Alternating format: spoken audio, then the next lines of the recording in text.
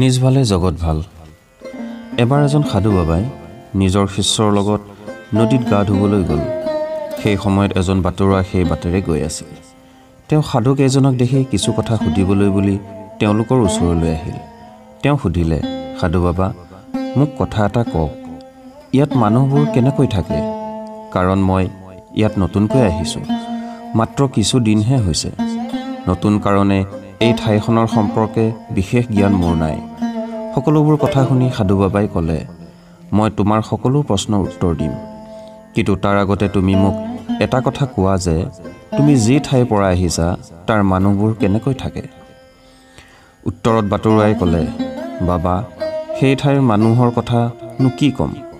তাৰ সকলো মানুহ একোজন ভণ্ড আৰু বেয়া চৰিত্ৰৰ, আৰু সেইবাবে মই সেই স্থান ত্যাগ কৰি ইয়ালৈ আহিছোঁ। তেতিয়া সাধু বাবাই ক'লে, বন্ধু, এইখন ঠাইতো তুমি তেনেকুৱা ধৰণৰ মানুহেই পাবা, ভণ্ড আৰু বেয়া চৰিত্ৰৰ। এই কথা শুনি মানুহজন তাৰ পৰা গুচি গ'ল। কিছু সময়ৰ পিছত আৰু এজন বাটৰুৱা সেইফালে আহিল। তিনিও সাধুক দেখি তেওঁলোকৰ ওচৰলৈ গ'ল আৰু সেৱা জনাই সুধিলে, সাধু বাবা, মই এই গাঁৱত নতুনকৈ আহিছোঁ। মই অন্য ঠাইৰ পৰা আহিছোঁ। এইখন গাঁৱত থাকিবলৈ মোৰ বহুত ইচ্ছা, কিন্তু এই গাঁৱৰ বিষয়ে মই একো নাজানো। আপুনি কি এই গাঁৱৰ তথা ইয়াৰ মানুহবোৰ কেনে তাৰ তথ্য দিব পাৰিব নেকি? সাধু বাবাই মানুহজনৰ প্ৰশ্ন শুনি একে উত্তৰ দিলে, মই তোমাৰ প্ৰশ্নৰ উত্তৰ নিশ্চয় দিম, কিন্তু তাৰ আগতে তুমি মোক এটা কথা কোৱা যে তুমি যি ঠাইৰ পৰা আহিছা সেই ঠাইৰ মানুহবোৰ কেনে আছিল?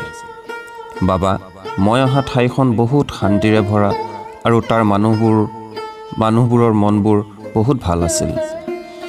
মইতো তাৰ পৰা গুচি অহা কোনো ইচ্ছাই নাছিল, কিন্তু কিনো কৰিম, কাম বিচাৰিহে ইয়ালৈ আহিব লগা হ'ল। সাধুজনে ক'লে, তুমি চিন্তা নকৰিবা, এই গাঁওখন সঁচাকৈ বহুত ভাল আৰু ইয়াত বাস কৰা মানুহবোৰো বৰ মৰমীয়াল আৰু ভাল মনৰ।